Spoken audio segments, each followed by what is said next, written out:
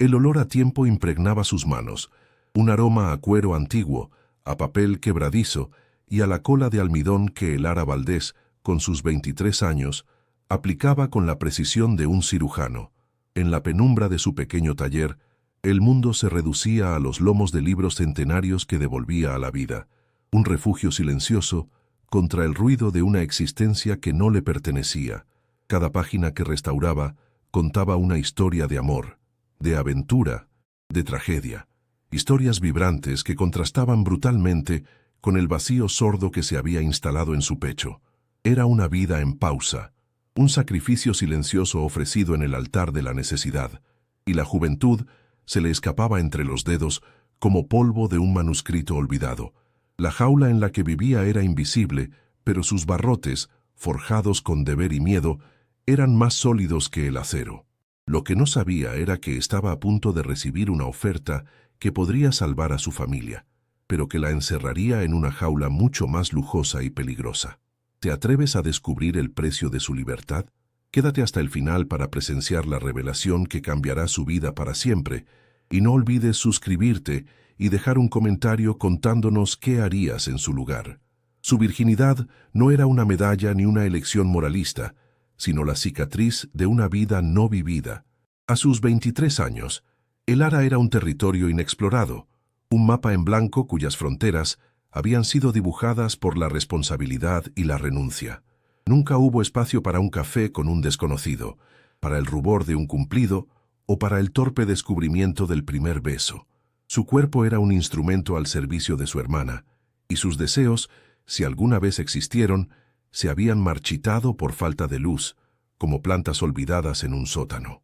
Se movía por el mundo con una gracia frágil, una serenidad que muchos confundían con timidez, pero que en realidad era una armadura. Por dentro, se sentía como los libros que reparaba, una hermosa encuadernación protegiendo páginas que nadie se había molestado en leer. El apartamento en el barrio de Lavapiés era un recordatorio constante de sus limitaciones, un espacio pequeño y oscuro donde el olor a trementina de su trabajo se mezclaba con el antiséptico que impregnaba el aire alrededor de la habitación de Sofía, su hermana menor. Cada rincón estaba ocupado por la enfermedad, cajas de medicamentos sobre la mesita de noche, un inhalador junto al sofá, el calendario en la pared con las citas médicas marcadas en un rojo alarmante. El Lara se movía por ese espacio como una sombra, de puntillas para no molestar, hablando en susurros para no romper la frágil paz. La ciudad de Madrid bullía de vida al otro lado de la ventana, una promesa de libertad y anonimato a la que ella solo podía asomarse, pero nunca unirse. Su hogar no era un refugio, sino una celda compartida. La carga que llevaba sobre sus hombros era invisible, pero su peso le curvaba la espalda y le robaba el aliento. No era solo el agotamiento físico de trabajar 10 horas al día y luego ocuparse de la casa y de Sofía. Era el peso emocional de ser la única esperanza. Cada vez que su hermana tosía por la noche, un nudo de pánico se le formaba en el estómago. Cada vez que la veía mirar por la ventana con anhelo, la culpa la carcomía por no poder ofrecerle una vida normal. Sus manos, expertas en unir lo que estaba roto, se sentían inútiles ante la fragilidad del cuerpo de su hermana. Había renunciado a todo, amigos, estudios, amor, por ella, y aún así sentía que nunca era suficiente. Este sacrificio constante la había vaciado por dentro, dejándola hueca y frágil. A veces, el anhelo la asaltaba con la fuerza de una ola. Ocurría en momentos inesperados. Al ver a una pareja besarse bajo la lluvia en la Plaza Mayor, al escuchar la risa despreocupada de un grupo de chicas de su edad en el metro, o al pasar por delante de una agencia de viajes que prometía paraísos lejanos. En esos instantes, el caparazón de el Lara se agrietaba y una punzada de dolor agudo le recordaba todo lo que se estaba perdiendo. Se imaginaba a sí misma en esos lugares, con otra ropa, con otra expresión en el rostro, una versión de sí misma que tal vez existía en un universo paralelo, pero la fantasía duraba apenas unos segundos antes de que la realidad la golpeara de nuevo, fría y pesada. Volvía a su taller, a sus libros, al silencio, enterrando el deseo bajo otra capa de deber. La carta del hospital llegó una mañana de martes. No era diferente de las demás. Un sobre blanco con el membrete oficial, pero Elara sintió un escalofrío al cogerla. Sus dedos temblaron al abrirla, y las palabras impresas en negro saltaron hacia ella como depredadores. Cirugía experimental, alta tasa de éxito, coste estimado. La cifra al final del párrafo era obscena. Un número con tantos ceros que parecía una burla cruel. Era la cantidad que podría comprarle a Sofía un futuro, pero para Elara representaba un muro infranqueable, la confirmación definitiva de su impotencia. El aire se volvió denso en sus pulmones y tuvo que apoyarse en la pared para no caer. La esperanza, que había llegado disfrazada de oportunidad, ahora se sentía como la soga más apretada alrededor de su cuello. Esa noche, con la desesperación como única compañera, se sentó frente a su viejo ordenador. Buscó trabajos, cualquier cosa, sin importar lo degradante o exigente que fuera. Sus ojos, enrojecidos por el llanto contenido, recorrían anuncios de limpieza, de cuidado de ancianos, de turnos de noche en fábricas. Nada se acercaba ni remotamente a la cantidad que necesitaba. Y entonces lo vio. Un anuncio críptico en una sección exclusiva de una web de empleo. Se busca compañera silenciosa para caballero de alta sociedad. Residencia interna. Discreción absoluta. Salario excepcional. No había detalles, solo una dirección de correo electrónico. Era una locura, una propuesta tan vaga que rozaba lo peligroso. Pero el salario que insinuaba era una luz cegadora en su oscuridad. Su mano tembló sobre el ratón, suspendida entre el miedo a lo desconocido y la aterradora certeza de no tener otra opción. El despertador sonaba siempre a las 6, un chirrido electrónico que rasgaba el silencio del piso como una cuchilla. Para Elara, no era el comienzo de un nuevo día, sino la reanudación de una sentencia. La luz grisácea de un Madrid que aún dormía se filtraba por las persianas a medio bajar, dibujando franjas de polvo en el aire. Sus pies descalzos sentían el frío de las baldosas mientras se movía por el pasillo con la sigilosa familiaridad de un prisionero que conoce cada centímetro de su celda. El aire estaba impregnado de una mezcla de olores, el disolvente de su taller, la comida recalentada de la noche anterior y, sobre todo, el persistente y aséptico aroma de los medicamentos de Sofía. Cada mañana era una réplica exacta de la anterior, un ritual de supervivencia que la vaciaba de cualquier esperanza de que algo pudiera ser diferente. La rutina del desayuno era un ballet silencioso y meticuloso. Preparaba las pastillas de Sofía en un pequeño recipiente, una por una, los colores de las cápsulas contrastando con la palidez de sus propios dedos. Luego, una infusión de hierbas para calmar la tos y unas tostadas cortadas en triángulos perfectos.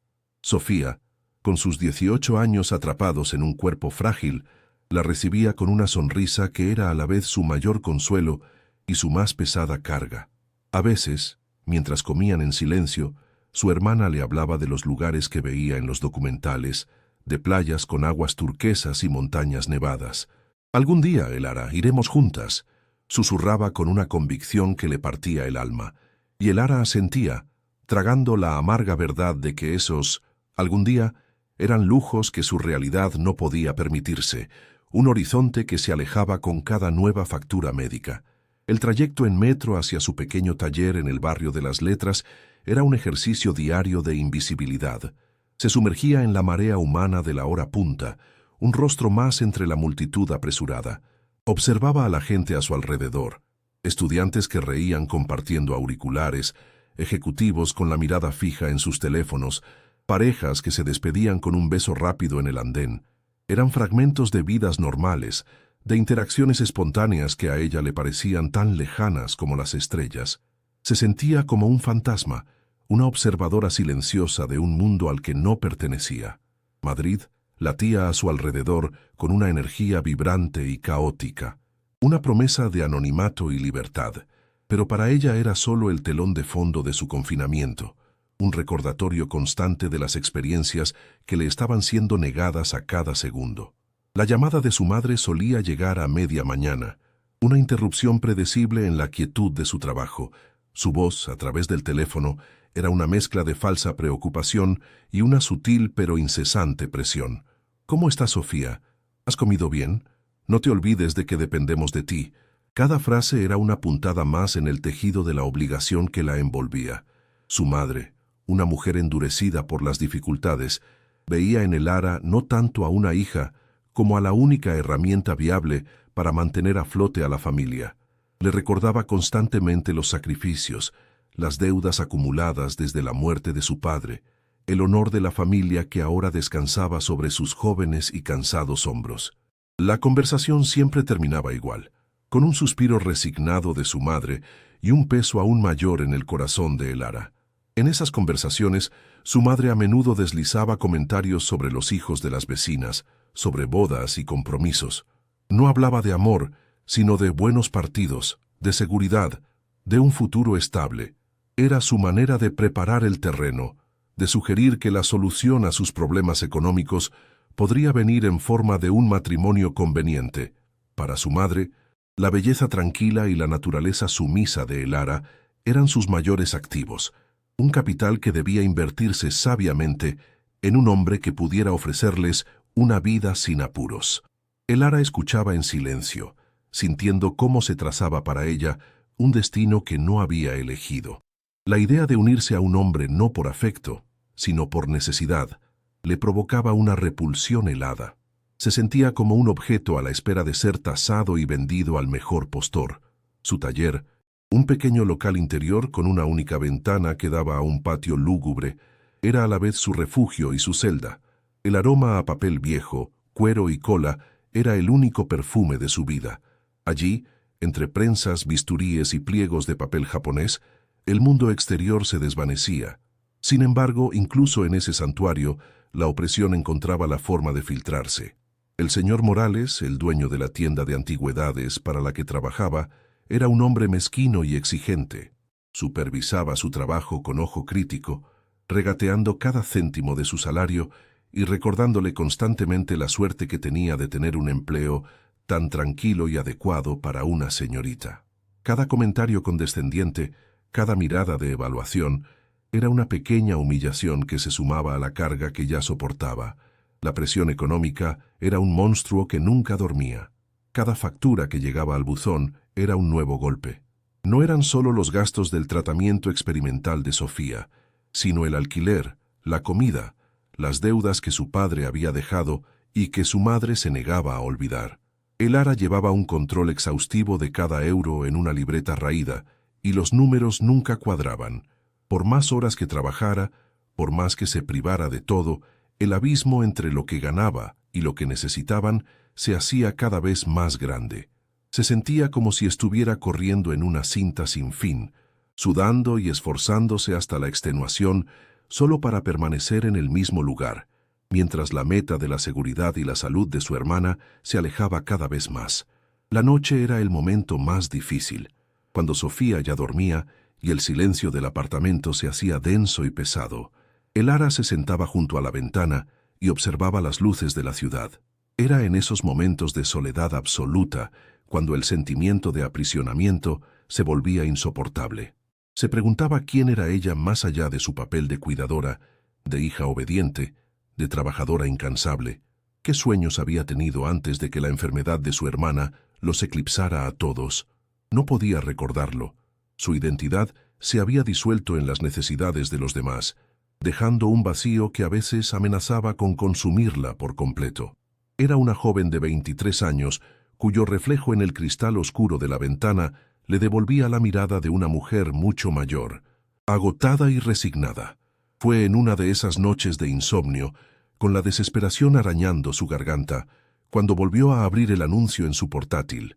Las palabras brillaban en la oscuridad de la habitación. Se busca compañera silenciosa para caballero de alta sociedad.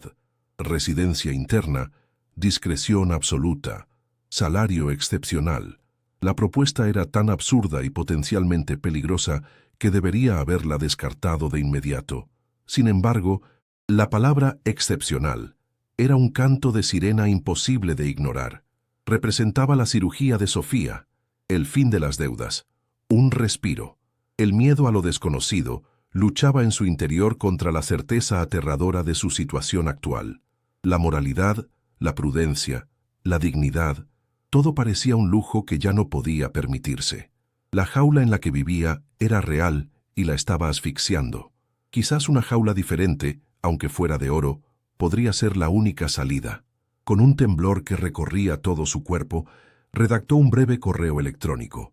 Sus dedos, normalmente tan firmes y precisos al restaurar un delicado manuscrito, ahora se movían con torpeza sobre el teclado.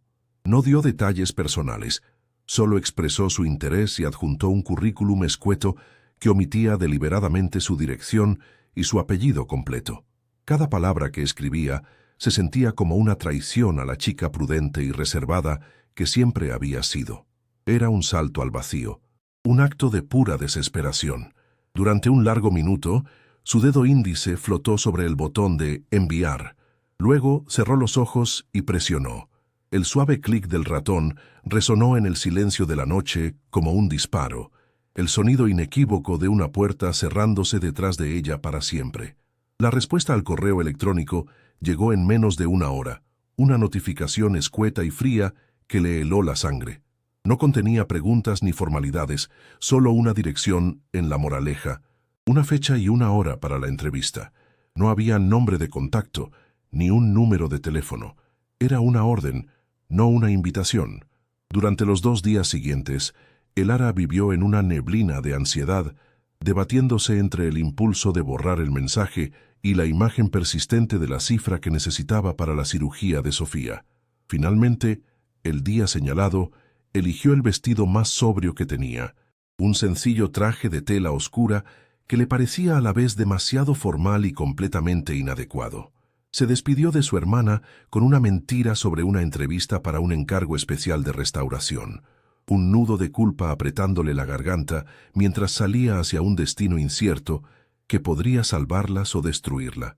El taxi la dejó frente a una verja de hierro negro tan alta e imponente que parecía la entrada a una fortaleza.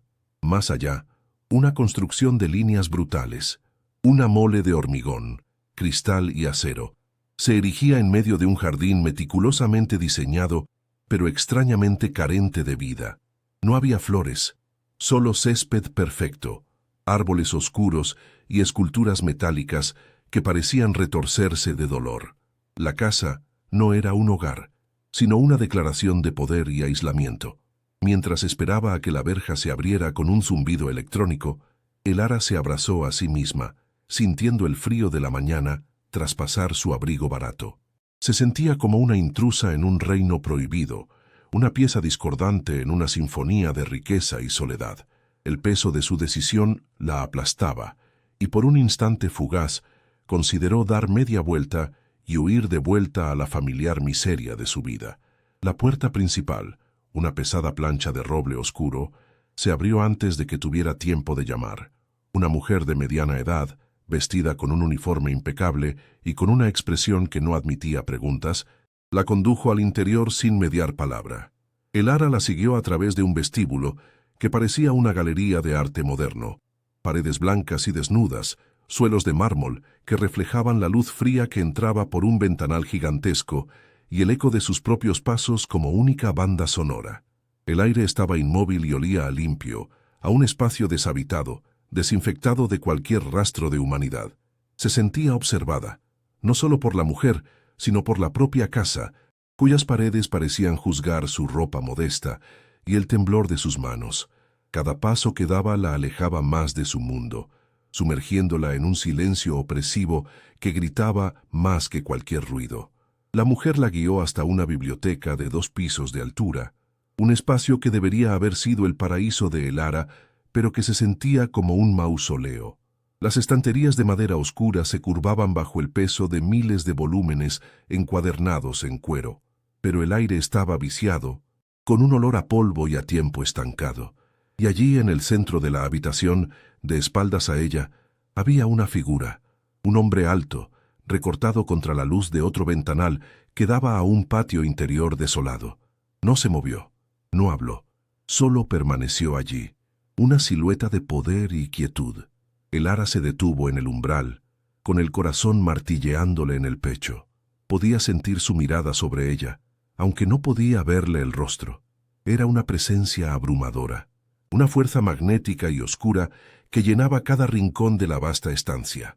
Finalmente, Damián Montero se giró. Lo hizo con una lentitud deliberada, como si cada movimiento estuviera calculado.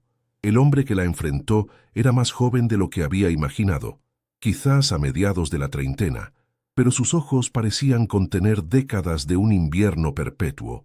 Vestía un traje a medida de un gris tan oscuro que casi parecía negro, y su cabello, igualmente oscuro, estaba cortado con una precisión milimétrica. Era devastadoramente atractivo, pero de una manera fría y peligrosa, como una escultura de hielo afilada. Su rostro era una máscara de control impasible, pero Elara, acostumbrada a leer las historias ocultas en las páginas viejas, vio algo más, un cansancio profundo en la comisura de sus labios, una sombra de tormento en el fondo de sus ojos grises. Su voz, cuando finalmente habló, era grave y desprovista de cualquier inflexión. «Señorita Valdés».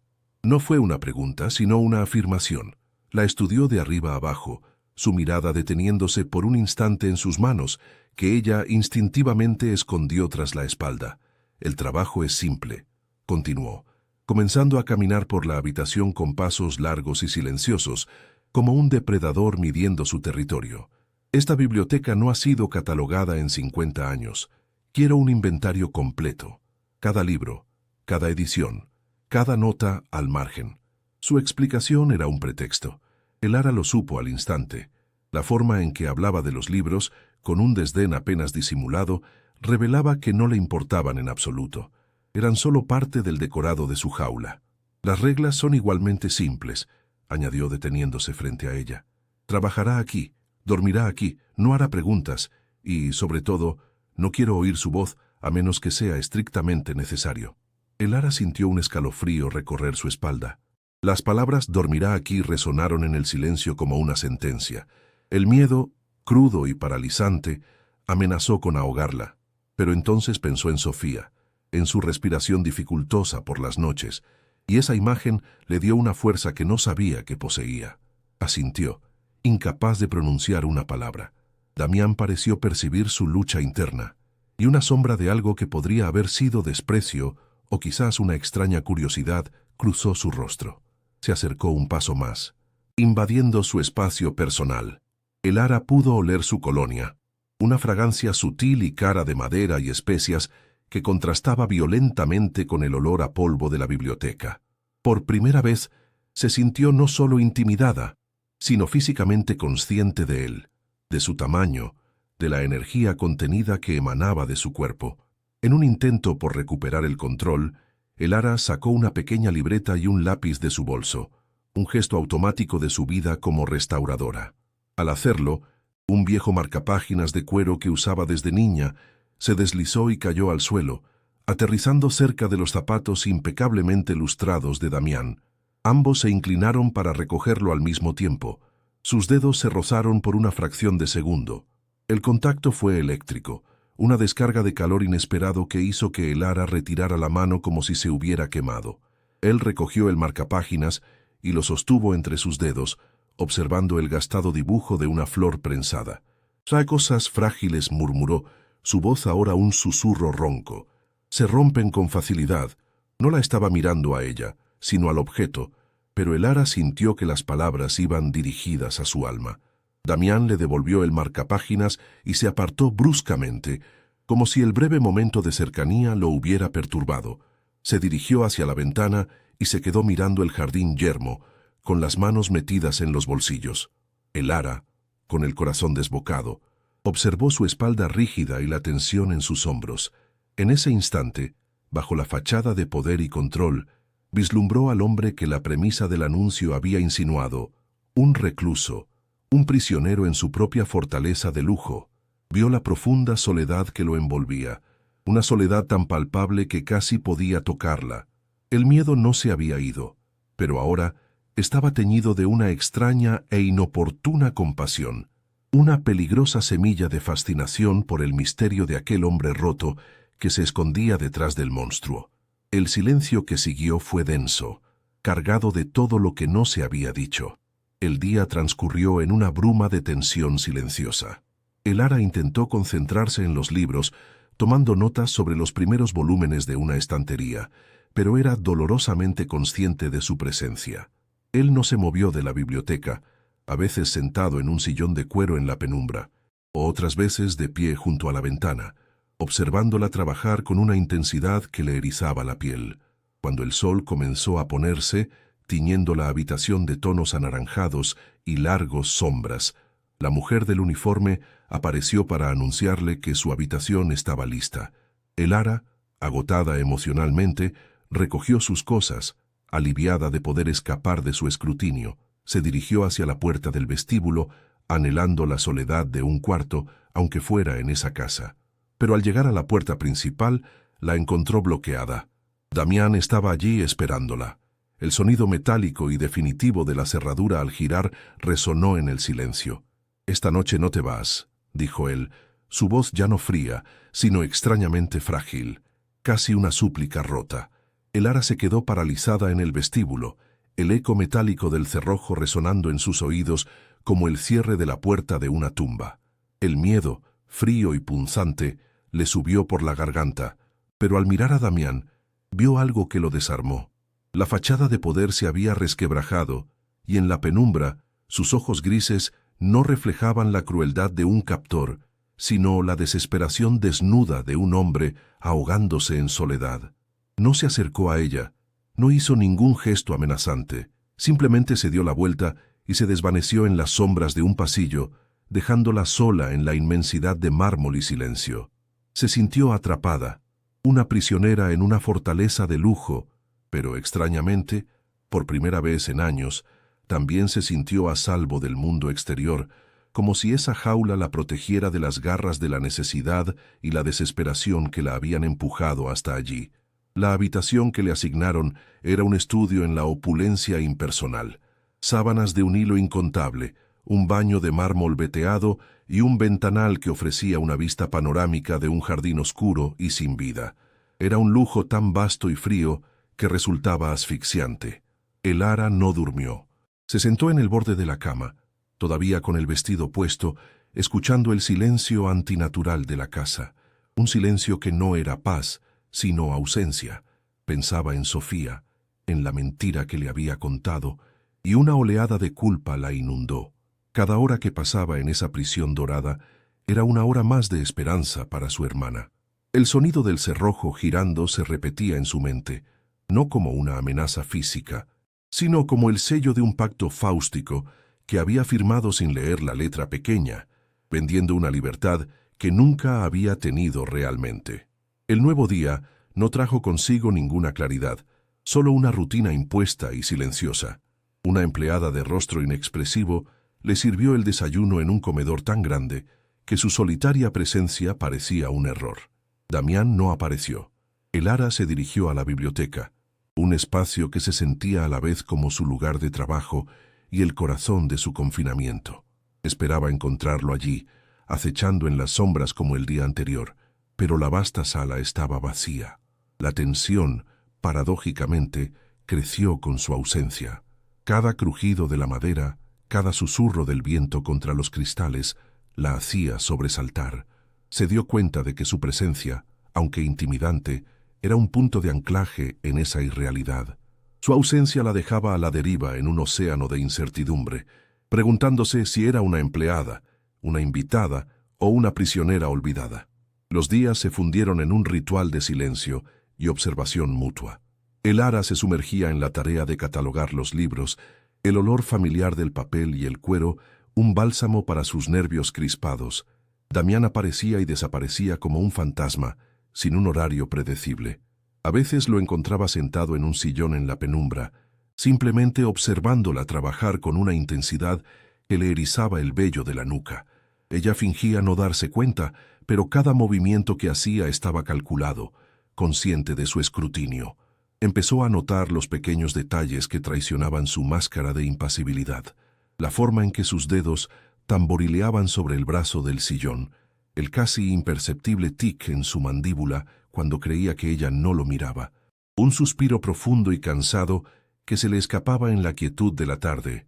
Una tarde, mientras intentaba alcanzar un pesado volumen en uno de los estantes más altos. Sus dedos apenas rozaron el lomo. Luchó en vano durante unos segundos, subida a la escalerilla de madera, sintiéndose pequeña e ineficaz. De repente, una sombra la cubrió.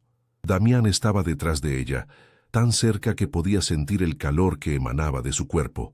El aire se llenó de su aroma, una mezcla de sándalo y ozono que la desorientó por completo. No dijo nada, simplemente extendió el brazo por encima de su hombro, su cuerpo presionando ligeramente contra la escalerilla, su pecho casi rozando su espalda. Cogió el libro con facilidad y, al dárselo, sus dedos se tocaron. Fue un contacto fugaz, accidental, pero una corriente eléctrica recorrió el brazo de Elara, dejándola sin aliento. Él retiró la mano bruscamente, como si también lo hubiera sentido.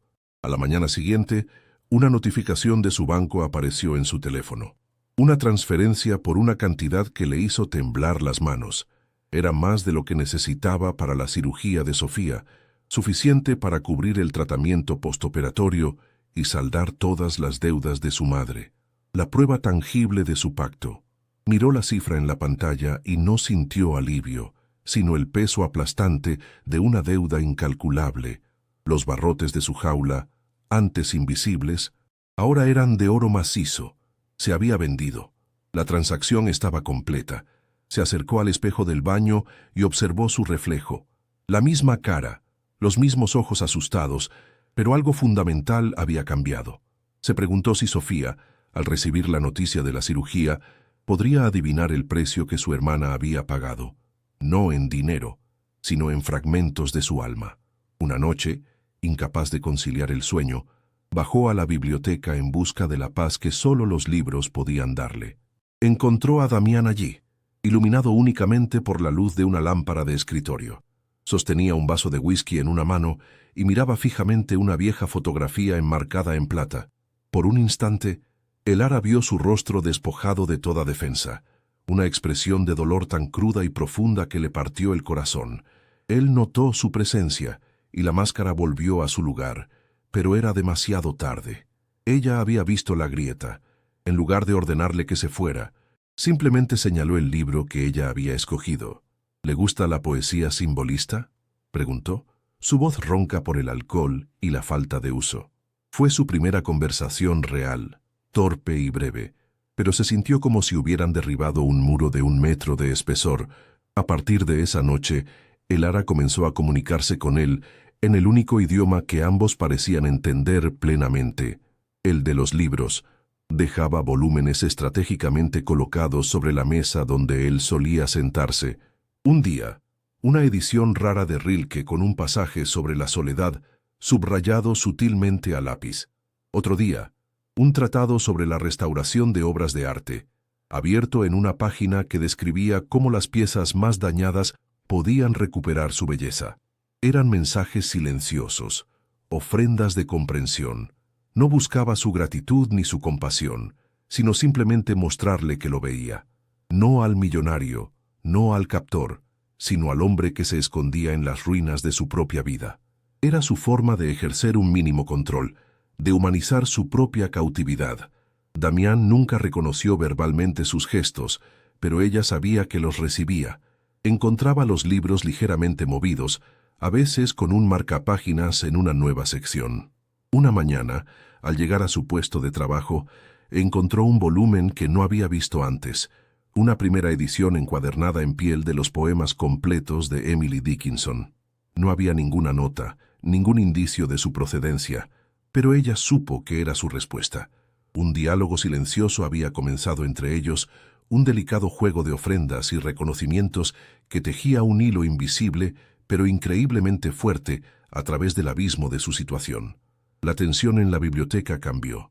Ya no estaba cargada de miedo y hostilidad, sino de una expectación vibrante, la anticipación de cuál sería el siguiente movimiento en su extraña partida de ajedrez emocional. Fue entonces cuando algo nuevo y aterrador comenzó a florecer en el interior de Elara, un calor que no tenía nada que ver con la vergüenza o el miedo.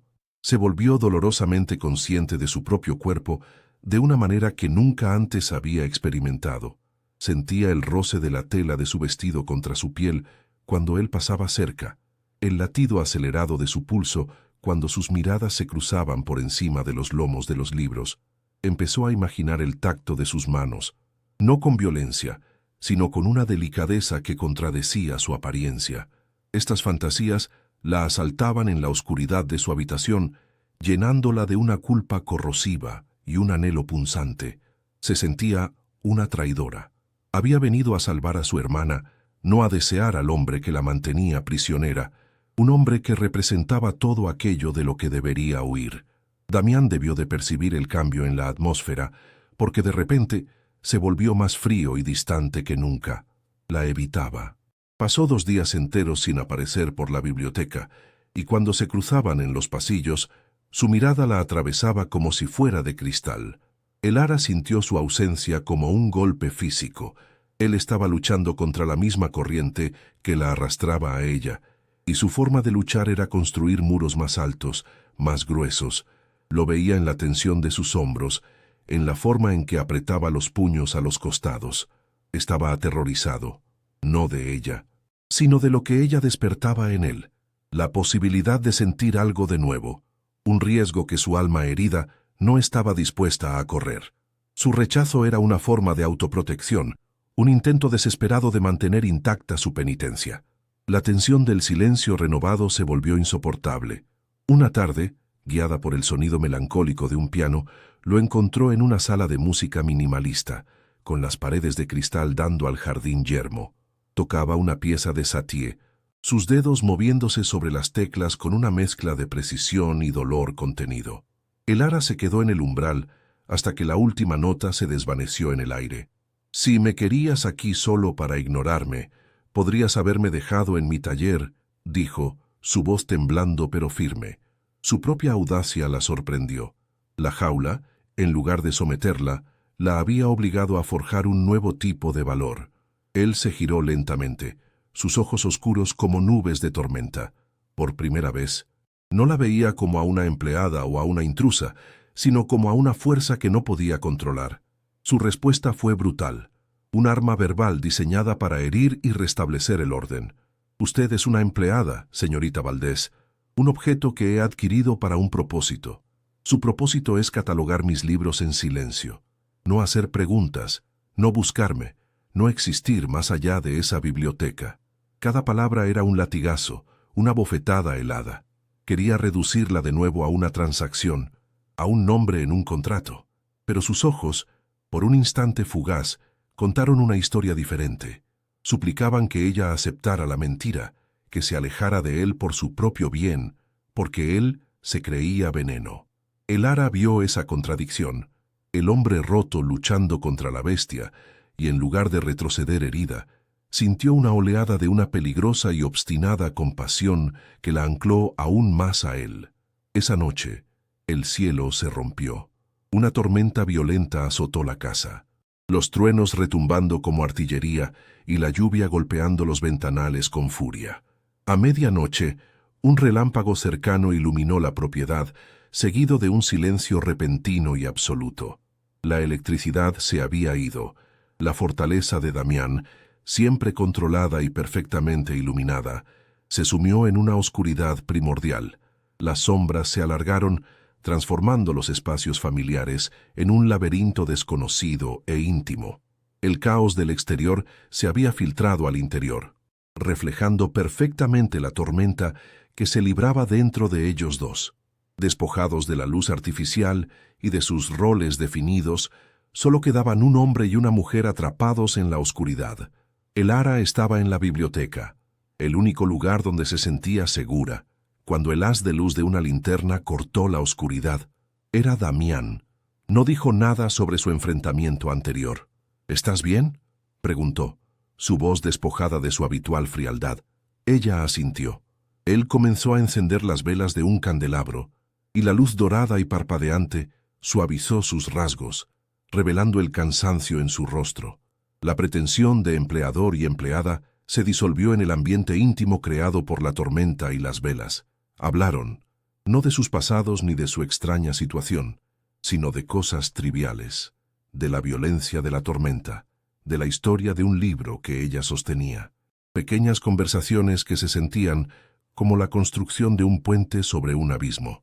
Se dio cuenta de que ella temblaba, no de miedo, sino del frío que se había colado en la vasta estancia. Sin una palabra, se quitó la chaqueta de cachemira que llevaba y la colocó sobre sus hombros. La tela era increíblemente suave y conservaba su calor y su aroma, envolviéndola en una intimidad abrumadora.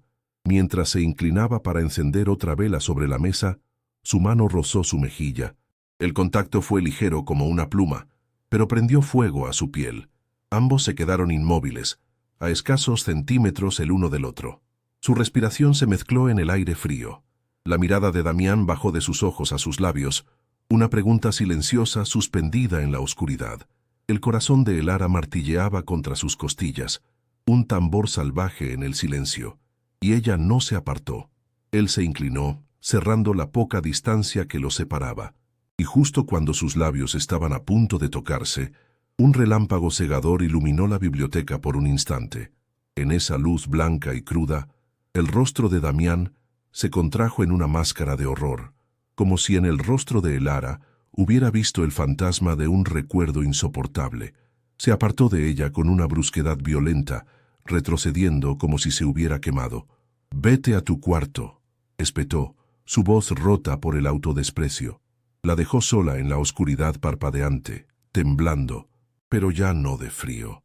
Elara se tocó los labios, sintiendo el calor de un beso que nunca llegó. Había cruzado un umbral invisible dentro de sí misma. El deseo por su captor era ahora una verdad innegable, un dilema moral que la desgarraba. ¿Era prisionera de su voluntad o estaba a punto de convertirse, por primera vez, en dueña de sus propias y prohibidas elecciones? La respuesta, temía, podría destruirla. Si te ha conmovido esta historia de amor y redención, suscríbete al canal, dale a me gusta y comparte este video. Y no te olvides de comentar, ¿crees que el amor puede realmente sanar las heridas más profundas o es solo una ilusión pasajera? Tu opinión nos importa. Elara permaneció en la oscuridad de su habitación, con la chaqueta de Damián todavía sobre sus hombros, un sudario de cachemira que olía a él, a sándalo, a ozono de la tormenta y a una soledad tan profunda que parecía tener sustancia. El beso fantasma ardía en sus labios, una promesa rota, mientras el eco de su rechazo violento resonaba en su alma. «Vete a tu cuarto». Era una orden, pero ella había escuchado la súplica rota que se escondía detrás, el pánico de un hombre que se ve a sí mismo como una plaga, y en ese instante algo se rompió dentro de ella. No era el miedo ni la humillación, era la paciencia, la sumisión. Había pasado su vida entera obedeciendo, retirándose, haciéndose pequeña para no molestar. Pero ya no se iría, no se escondería. Su transgresión no sería un acto de deseo, sino de compasión. Se levantó dejando la chaqueta sobre la cama y caminó descalza hacia la puerta. La casa era un laberinto de sombras y susurros. La tormenta seguía rugiendo fuera, un reflejo perfecto del caos que se había desatado en su interior. Cada relámpago que rasgaba el cielo iluminaba los pasillos desiertos, revelando obras de arte que parecían gritar en silencio y muebles cubiertos con sábanas blancas como fantasmas. Elara avanzaba sin miedo, guiada por una certeza que nunca antes había sentido. No iba hacia el millonario que la había comprado, ni hacia el captor que la mantenía encerrada. Iba hacia el hombre que había visto derrumbarse por un instante, el hombre que tocaba a Sati con los dedos de un alma rota. Su viaje a través de la casa oscura era un descenso deliberado a la oscuridad de él, una declaración silenciosa de que no le temía a los monstruos que allí habitaban. Porque ella también conocía la naturaleza de las jaulas y las sombras. Lo encontró donde lo había dejado, en la biblioteca. La luz de las velas proyectaba su silueta contra un ventanal donde la lluvia se estrellaba con furia. Se había servido otro vaso de whisky y lo sostenía con una mano que temblaba casi imperceptiblemente. No la miró cuando ella entró, pero su espalda se tensó, una muralla de músculo y dolor. El silencio entre ellos era denso, cargado con la electricidad de la tormenta y la tensión del beso interrumpido. Elara se detuvo a pocos metros, observando cómo la luz dorada jugaba en su cabello oscuro y perfilaba la línea severa de su mandíbula. Estaba esperando a que él la expulsara de nuevo, que la hiriera con palabras para mantenerla a salvo de sí mismo. Pero esta vez, ella no se movería. Había llegado el momento de que uno de los dos dejara de huir, y no iba a ser ella. «Te advertí que te mantuvieras alejada», dijo él finalmente, su voz un gruñido bajo y roto, sin volverse. «No entiendes lo que soy. Soy veneno, Elara. Todo lo que toco, lo destruyo. La pureza que tienes, la mancharía hasta hacerla irreconocible». Sus palabras eran un escudo, afiladas y crueles, diseñadas para perforar su compasión y enviarla de vuelta a la seguridad de su habitación. Quería que ella lo viera como un monstruo, porque era más fácil que enfrentarse al hombre aterrorizado que era en realidad. «Vuelve a tu jaula dorada y olvida lo que casi sucede. Es lo mejor para ti». Cada frase era un acto de autosabotaje, un intento desesperado de proteger la única luz que había entrado en su oscuridad en años, incluso si eso significaba apagarla él mismo con un soplo de crueldad. Elara ignoró el veneno de sus palabras, porque vio el antídoto en la forma en que sus hombros se hundían bajo un peso invisible. Avanzó lentamente. El sonido de sus pies descalzos sobre la fría madera casi inaudible bajo el estruendo de la tormenta. Se detuvo justo a su espalda, tan cerca que podía sentir el calor febril que emanaba de él. No dijo nada. En lugar de eso, levantó una mano temblorosa y la posó suavemente sobre su hombro. El contacto fue un cataclismo. Sintió un violento estremecimiento recorrer todo el cuerpo de Damián, como si una corriente eléctrica lo hubiera golpeado. Su transgresión no fue verbal, fue táctil. Fue el simple acto de tocar su oscuridad sin miedo, de ofrecer un ancla en medio de su tormenta personal. Se quedó allí, con la mano firme sobre él, negándose a ceder al impulso de retroceder. Ese simple toque lo rompió. Un sollozo ahogado escapó de su garganta, un sonido tan lleno de agonía que a Elara le dolió físicamente escucharlo. Se giró para mirarla, y su rostro ya no era una máscara de control, sino las ruinas de un hombre. Las lágrimas surcaban sus mejillas, brillantes a la luz de las velas. «Se llamaba Laura», susurró, y el nombre pareció desgarrarle la garganta al salir. «Era su cara la que vi en la tuya, cuando el relámpago te iluminó. La misma inocencia, la misma luz». Su confesión salió a borbotones, fragmentada. «Llovía así esa noche. Yo conducía. Discutíamos por una estupidez, y entonces las luces... La perdí. La perdí a ella y a mi hermano en un instante». La vulnerabilidad que le mostró fue total, absoluta. Ya no era Damián Montero, el magnate. Era solo un hombre ahogándose en un mar de culpa. Elara no sintió lástima, sino una abrumadora ola de empatía que borró cualquier barrera que quedara entre ellos. Levantó la otra mano y acunó su rostro, sus pulgares limpiando suavemente sus lágrimas. Lo miró directamente a los ojos, a esos pozos grises de dolor, y le ofreció la única absolución que podía dar. «No estás solo», susurró. Y entonces fue ella quien cerró la distancia. Lo besó. No fue un beso de pasión, sino de comunión. Un beso para absorber su dolor, para decirle sin palabras que ella veía sus cicatrices y no se apartaba. Sus labios eran suaves, tentadores, y sabían a sal y a whisky y a una tristeza de años. Por un instante, él se quedó rígido, sorprendido por su audacia, pero luego un gemido profundo nació en su pecho y sus brazos la rodearon, atrayéndola hacia él como si fuera su único salvavidas. El beso se transformó, pasando de la ternura a una desesperación hambrienta. Era como si ambos hubieran estado conteniendo la respiración durante años, y finalmente pudieran exhalar. Las manos de Damián se enredaron en su cabello, su boca explorando la de ella con una urgencia que no era violenta, sino reverente. Elara le respondió con la misma intensidad, una entrega total que la sorprendió a sí misma.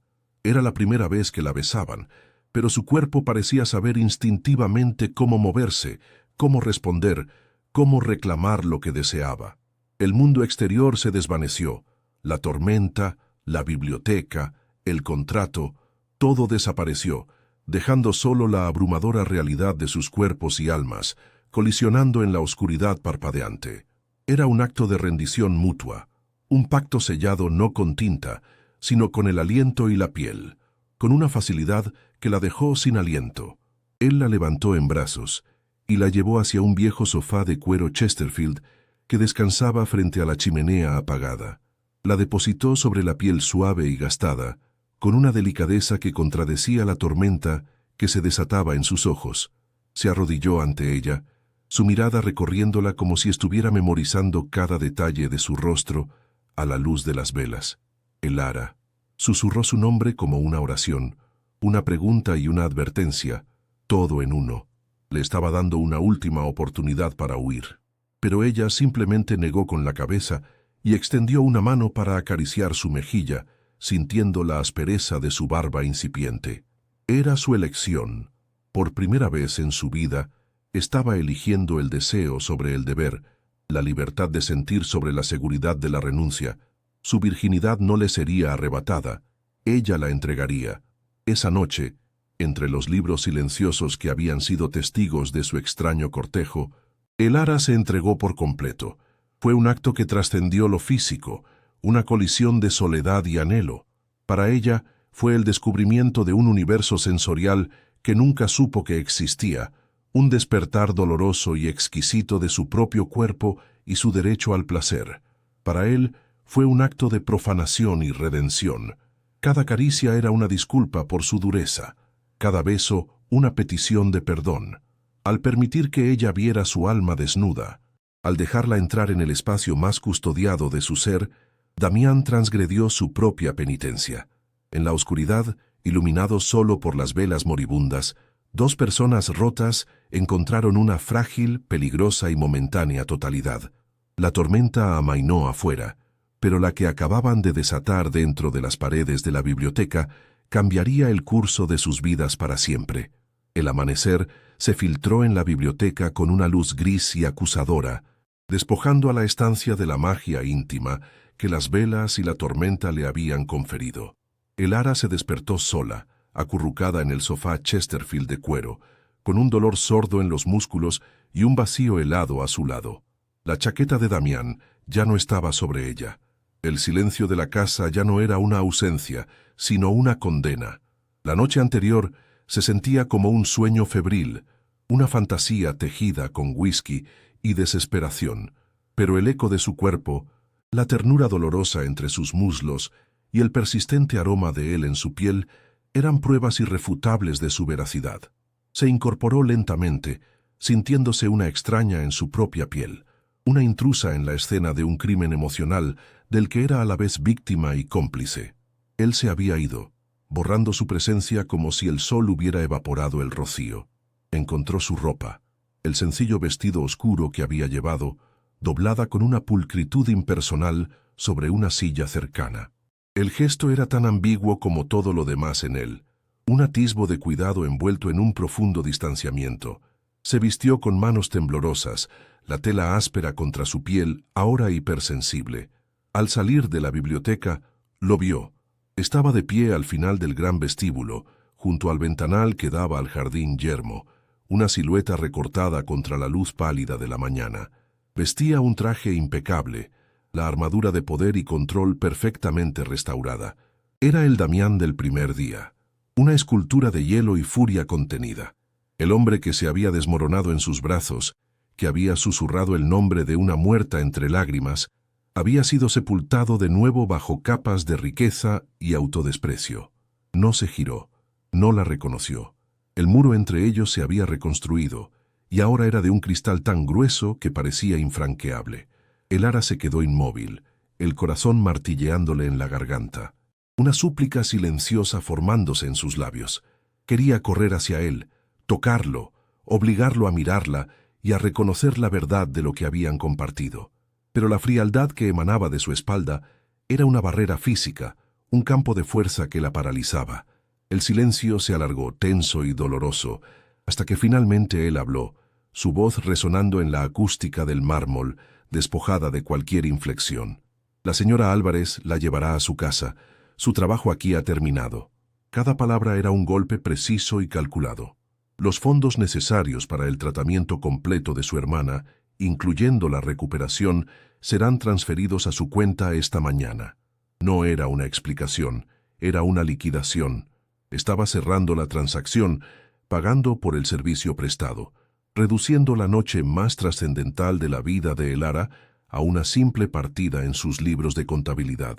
El viaje de vuelta a su barrio fue un tránsito entre dos realidades que ya no podía reconciliar. Sentada en el lujoso silencio del coche, observaba las calles de Madrid despertar, un torbellino de vida y color que le parecía tan lejano como otro planeta. Se miró las mismas manos que habían restaurado libros centenarios y que ahora conocían el tacto de la piel de un hombre, la aspereza de su barba, la tensión de sus músculos. Se sentía como un manuscrito antiguo al que le hubieran arrancado el final y le hubieran injertado páginas de un libro completamente diferente. La chica que había abandonado ese apartamento consumida por el deber y el miedo había sido incinerada en la biblioteca de Damián. La mujer que regresaba ahora estaba forjada en un fuego de deseo, culpa y una aterradora conciencia de la fragilidad y el poder que residían en su propio cuerpo. Al cruzar el umbral de su casa, el olor familiar a disolvente y enfermedad la golpeó como una bofetada. Sofía la recibió con una mezcla de alivio y preocupación, sus ojos escrutando el rostro de su hermana con una sabiduría que iba más allá de sus años. Elara le comunicó la noticia, las palabras sobre la cirugía y el dinero sonando huecas y ensayadas. Forzó una sonrisa, pero sabía que no engañaba a nadie.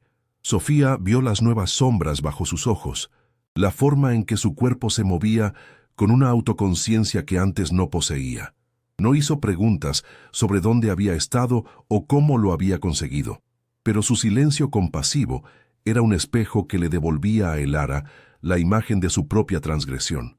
Había salvado a su hermana, pero en el proceso se había fracturado a sí misma de una manera que no sabía si alguna vez podría reparar.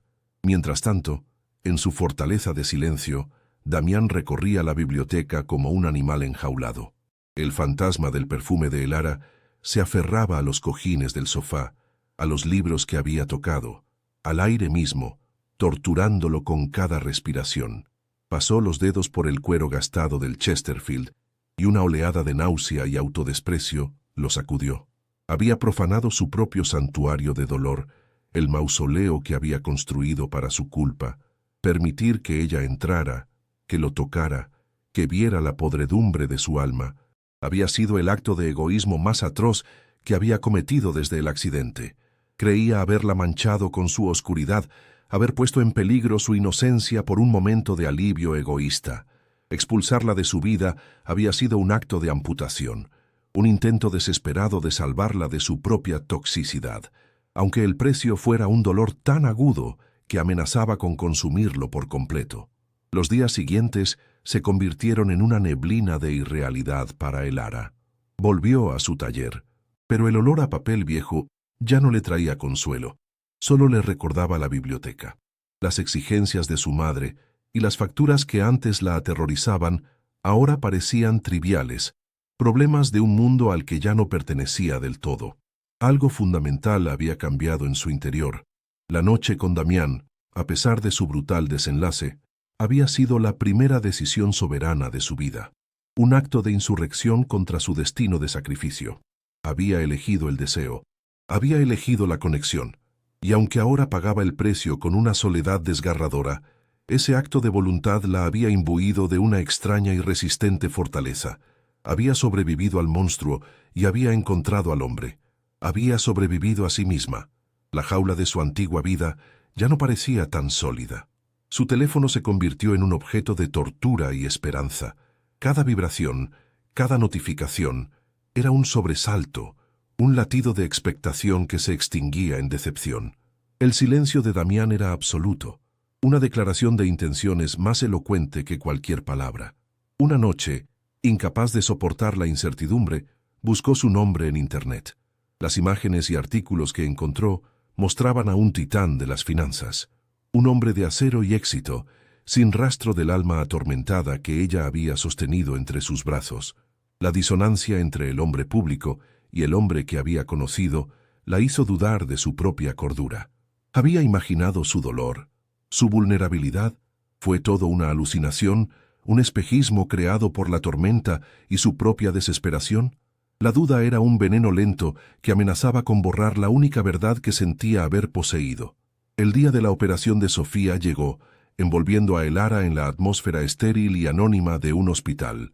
Sentada en la sala de espera, el olor a antiséptico luchaba en su memoria con el recuerdo del sándalo y el whisky.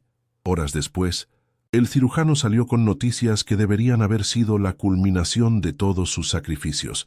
La operación había sido un éxito total. Sofía tendría un futuro. Elara había ganado. Había cumplido con su deber. Pero mientras abrazaba a su madre, que lloraba de alivio, una tristeza profunda y desoladora la inundó. Se dio cuenta de que había cambiado una jaula por otra. Había liberado a su hermana de la prisión de su enfermedad, pero se había encerrado a sí misma en la celda del recuerdo y el anhelo. La libertad tenía un precio, y ella lo estaba pagando con cada latido de su corazón roto. Con la recuperación de Sofía en marcha, el futuro se extendía ante Elara como un libro en blanco, una perspectiva que antes habría anhelado y que ahora la aterrorizaba. Estaba libre de la carga económica, pero nunca se había sentido más atada. La presencia de Damián era una ausencia que lo llenaba todo, un miembro fantasma que dolía constantemente. Comprendió entonces que su historia no había terminado, había sido brutalmente interrumpida. El rechazo de él no fue un punto final, sino un desgarro, y de las cenizas de su sumisión, de la fuerza forjada en esa noche de tormenta, nació una nueva determinación. Ya no era la chica que aceptaba su destino en silencio. Había entrado en esa casa para salvar a su hermana. Ahora, se dio cuenta de que quizás tenía que encontrar el camino de vuelta para obligar a Damián a enfrentarse a ella, a darle un final digno a su capítulo, incluso si ese final era un adiós definitivo. Pasaron 3 semanas, un lapso de tiempo medido en noches de insomnio, y días de una extraña y vacía libertad. La recuperación de Sofía era casi milagrosa. Su risa volvía a llenar los pequeños rincones del apartamento. Pero para Elara, cada una de sus carcajadas era un recordatorio del silencio ensordecedor que Damián había dejado en su vida. Una mañana, mientras observaba a su hermana dar sus primeros paseos sin dificultad por el pasillo, tomó una decisión. No era por amor, ni por despecho, sino por una necesidad de integridad. No podía permitir que la historia más real que había vivido se quedara como un capítulo arrancado. Se vistió con una determinación que nunca antes había poseído. No para reclamar a un hombre, sino para reclamar su propia narrativa. El viaje de vuelta a la moraleja no fue un regreso a la jaula, sino el acto de una mujer libre que iba a buscar la llave que le habían arrebatado. La imponente verja de hierro negro se abrió ante ella sin necesidad de anunciarse, como si la propia casa reconociera su derecho a estar allí. La señora Álvarez la recibió en la puerta con una mirada que ya no era de fría eficiencia, sino de una inescrutable comprensión. No intentó detenerla cuando Elara, sin mediar palabra, se dirigió directamente hacia la biblioteca. El corazón le martilleaba, no con el miedo de la primera vez, sino con la fuerza de una verdad que necesitaba ser dicha. Encontró la estancia sumida en una penumbra aún más densa que la que recordaba. Las pesadas cortinas corridas bloqueando la luz del día. Y allí estaba él, de pie en el centro de la habitación, una silueta inmóvil en la oscuridad, como un rey exiliado en su propio reino en ruinas. Al oír sus pasos, se giró lentamente, y en sus ojos grises, Elara no vio ira, sino el agotamiento de un fantasma que por fin es confrontado. «¿Qué haces aquí?» Su voz fue un susurro roto, despojado de la autoridad que antes ostentaba. Ya no había armadura, solo la desnudez de un hombre que había dejado de luchar. «Te di todo lo que necesitabas. El trato está cerrado». Intentó aferrarse a la ficción de su contrato, la única estructura que le quedaba para dar sentido a su transgresión, para reducirla a algo manejable, a una transacción que podía archivar y olvidar. Pero sus palabras sonaban huecas en la quietud de la biblioteca, una mentira tan frágil como el papel de un manuscrito antiguo. Elara vio la súplica en su mirada, el deseo desesperado de que ella aceptara esa mentira y se marchara, dejándolo en paz con sus fantasmas. Pero ella ya no era la chica que huía de las confrontaciones. Había aprendido de él que a veces, la única forma de sobrevivir a la oscuridad es encender una luz, por pequeña que sea. Ella avanzó hasta quedar a pocos metros de él, su pequeña figura una presencia inamovible en la vasta sala. No vine por tu dinero, Damián. Vine porque lo que pasó en esta habitación no fue un trato, fue una confesión. Me abriste la puerta de tu infierno y me dejaste entrar, y luego me echaste como si yo fuera la intrusa. Su voz no temblaba, era firme y clara, resonando con la autoridad de una verdad innegable. Puedes esconderte del mundo, puedes construir muros de hormigón y cristal, pero no puedes borrar lo que compartimos, no puedes reducirlo a una cifra en una cuenta bancaria. Me debes algo más que dinero, me debes un final honesto. No le pedía amor ni un futuro, le exigía el respeto de un reconocimiento, la dignidad de no ser tratada como un error que debía ser borrado. Su honestidad brutal fue la llave que finalmente abrió la última cerradura de su alma. Damián la miró, y por primera vez, ella vio más allá del dolor y la culpa. Vio al hombre que podría haber sido, el hombre que aún podía ser. Lentamente, como si realizara un acto de un esfuerzo sobrehumano, caminó hacia el gran ventanal que siempre había permanecido cubierto. Agarró el pesado terciopelo de las cortinas y, con un tirón violento, las descorrió. La luz del sol inundó la biblioteca, cegadora y purificadora, iluminando las motas de polvo que danzaban en el aire, devolviendo el color a los lomos de los libros. No dijo nada, no necesitaba hacerlo. El gesto era una promesa, el inicio de una tregua con el mundo, con la luz, con la vida. Se giró hacia ella y en su rostro bañado por el sol había una vulnerabilidad que ya no era de debilidad, sino de una incipiente esperanza. Elara asintió, una sola lágrima silenciosa rodando por su mejilla. Era una lágrima no de tristeza, sino de liberación. Se dio la vuelta y caminó hacia la salida, sabiendo que esta vez la puerta no se cerraría tras ella. Su historia no había terminado con un beso apasionado bajo la lluvia, ni con una promesa de amor eterno, sino con algo mucho más real y poderoso, el acto de un hombre que elige abrir una ventana en su mausoleo. El futuro era un manuscrito por escribir, incierto y lleno de posibilidades, pero por primera vez, ambos sostenían la pluma. Habían encontrado el inicio de su propio epílogo, no como captor y cautiva, sino como dos almas que se habían atrevido a leer las páginas más oscuras del otro. Si esta historia sobre segundas oportunidades y la redención a través de la conexión te ha llegado al corazón, suscríbete, dale a me gusta y compártela para que podamos seguir creando relatos que te emocionen. Y cuéntanos en los comentarios, ¿crees que el perdón más difícil es el que nos debemos a nosotros mismos? Tu voz es parte de nuestra comunidad.